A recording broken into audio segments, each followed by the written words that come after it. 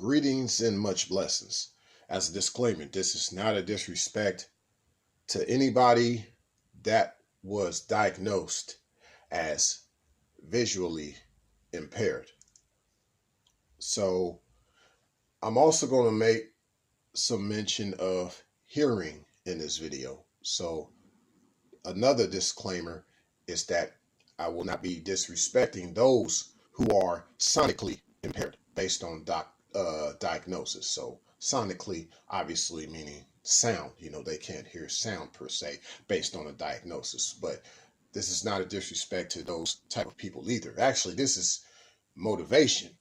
And here's why. Because to those people that obviously can hear and can see are the ones that are actually blind and deaf. And here's what I mean. I saw a video not too long ago, and it was on my news feed on I forget what social media site I was on, but there was this dog. The dog was deaf and blind.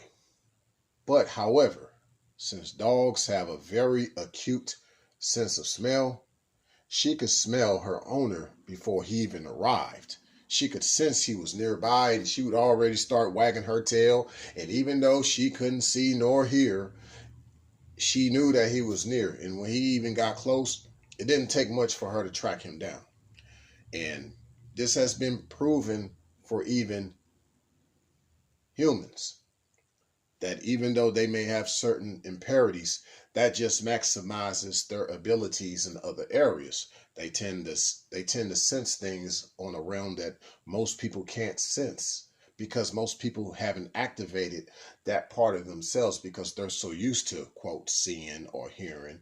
So basically, for most people who can see and hear per se, we really only operate on one part of the electromagnetic spectrum. Yes, we only operate on one part of the electromagnetic spectrum. I think I guess what they say, we experience only about 10 to 20% of the electromagnetic spectrum, if I'm not mistaken. Yeah, if I'm not mistaken, we only experience a small amount of the spectrum as a whole. But these people who have been diagnosed as impaired, they've had to activate other parts of their sensories to compensate.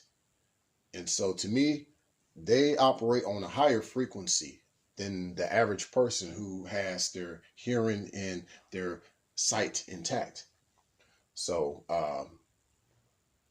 what I encourage people to do, just to get to a certain point that they can operate on a higher percentage within the spectrum, you got to start meditating. You got to start meditating more. You got to start praying more.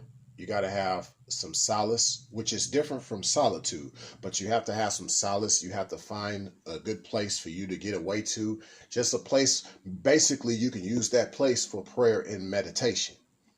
You need times of being quiet. There's certain times when you're even traveling, just turn the car off. Those little things help a lot. Maybe there's times when you do need to travel at night, somewhere where the stars aren't all lit. I mean, somewhere where the stars are lit, but the lights are off. You're basically in like a rural place where you don't see a lot of city lights. That's what I'm trying to say. Hopefully someone get that. And this can help you to see better at night. Obviously you want to be somewhere safe, but I'm just saying, you just want to activate a lot of these other abilities that you didn't know you have. Because there's been accounts of people who can't see or hear per se, they still can detect. And that's basically what bats do, because bats can't really see at night, but they use their sonar based on their voice. High pitch voice, yeah, very high pitch voice that bats use, and they use that to detect. Their ears, they're not really hearing anything when they use their ears. They're actually using their ears for detection more so than sound, and they feel the vibrations come off on their ears based on their high pitched chirping, and that's how they lock in on their prey. And so this is just all to say, if people start to learn how to operate at that frequency, I think that would be interesting. But I guess sad to say, Most people probably are not born that way. And if they are born that way, most of them never most of them never discover this gift that they have. But for the most part, yeah, the average person, you may have all your sensories intact, but that's just it. You operate all your sensories on an average level. You've had people who have had to fight their whole life with disabilities. They've had to be extraordinary with their abilities per se, and to the point of where it doesn't even seem like they have a disability. I highly commend people that have found ways to compensate in other areas of their life. And I just wish that, there was more people who could tap into more of the spectrum. Y'all stay blessed.